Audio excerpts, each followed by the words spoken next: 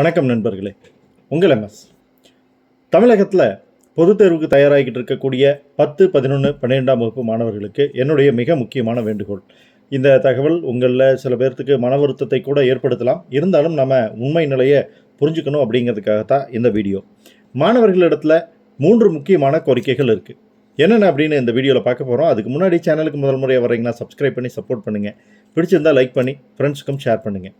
Okay, முதல் கோரிக்கை என்ன அப்படின்னு பார்த்தீங்கன்னா, எங்களுக்கு சிலபஸை ரெடியூஸ் பண்ணுங்கள் அப்படிங்கிறது.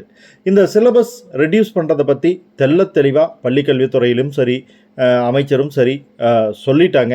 உங்களுக்கு இந்த ஆண்டு துவக்கத்தில் எந்த சிலபஸ் அனௌன்ஸ் பண்ணியிருந்தாங்களோ அதிலிருந்து மட்டும்தான் கொஷின் வரும். ஸோ அதுக்கும் கீழே சிலபஸ் குறைக்க முடியாது. அதுலேருந்து கொஷின் பேப்பர் ஆல்ரெடி ரெடி ஆயிடுச்சு. கொஷின் பேப்பர் அங்கங்கே அனுப்பவும் ஆரம்பிச்சிட்டாங்க அப்படிங்கிற மாதிரியான தகவல்கள் வந்துக்கிட்டு இருக்குது. அதனால் இனி கொஷின் பேப்பரில் சேஞ்சஸ் இருக்கிறதுக்கான பாசிபிலிட்டி இல்லை. கொஷின் பேப்பர் ஈஸியாக தான் இருக்கும். ஸோ நீங்கள் அதை பற்றி கவலைப்பட்டுக்க வேண்டியதில்லை. நான் இன்றைக்கி கூட ஒரு வீடியோவில் சொல்லியிருக்கேன். நீங்கள் உங்களுக்கு இருக்கக்கூடிய சிலபஸில் பாதிக்கு மேலே படித்தாலே நல்ல மதிப்பெண்கள் எடுக்க முடியும். அதனால் இனி சிலபஸ் ரெடியூஸ் பண்ணுறதை பற்றி பேசி பிரயோஜனமே இல்லை. ரெண்டாவது கோரிக்கை சிலரால் வைக்கப்பட்டது என்ன அப்படின்னு பார்த்தா, பொதுத் தேர்வு கொஞ்ச நாள் தள்ளி வையுங்க அப்படின்னு கேட்டிருந்தாங்க. அதற்கான வாய்ப்புகளும் இல்லை. அடுத்த வாரத்தில் உங்களுக்கு ப்ராக்டிக்கல் எக்ஸாம் ஸ்டார்ட் ஆக போகுது. ப்ராக்டிக்கல் எக்ஸாம்ஸ்க்கான எல்லா வேலைகளும் நடந்துக்கிட்டு இருக்குது, உங்களுக்கே தெரியும். ஸோ அதனால் இனி டேட்டை தள்ளி வைக்கிறதுக்கும் வாய்ப்பே இல்லை. மூணாவதாக ஒரு கோரிக்கை சில பேர் வச்சுருந்தாங்க. அதுக்கு சாத்தியமே இல்லைன்னு தெரிஞ்சாலும் கூட பொதுத் தேர்வை இந்த ஆண்டு வேண்டாம் அப்படின்னு சொல்லியிருந்தாங்க.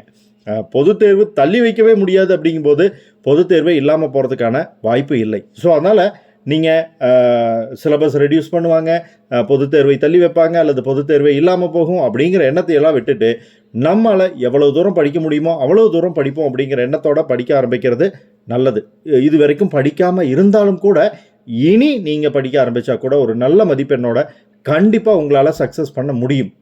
அது கண்டிப்பாக நடக்கக்கூடிய விஷயந்தான். அதனால் நீங்கள் ஒன்றும் ஒரி பண்ணிக்க வேண்டியதில்லை. இந்த ஆண்டு கொரோனா தாக்கத்தில் இருக்கிறதுனால கொஷின் பேப்பர் கொஞ்சம் லிபரலாக எடுத்துருக்கிறதுக்கான வாய்ப்புகள் அதிகம்.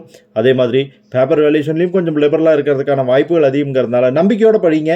உங்களுக்கு நீங்கள் எதிர்பார்க்குறத விடவே கூடுதல் மதிப்பெண்கள் வருவதற்கான வாய்ப்புகள் இருக்குது. ஸோ எதையும் நம்பிக்கிட்டு அவங்க சொல்கிறாங்க இவங்க சொல்கிறாங்க சிலபஸ் குறைஞ்சிரும், எக்ஸாமை தள்ளி வச்சுருவாங்கன்னெல்லாம் நம்பாதீங்க.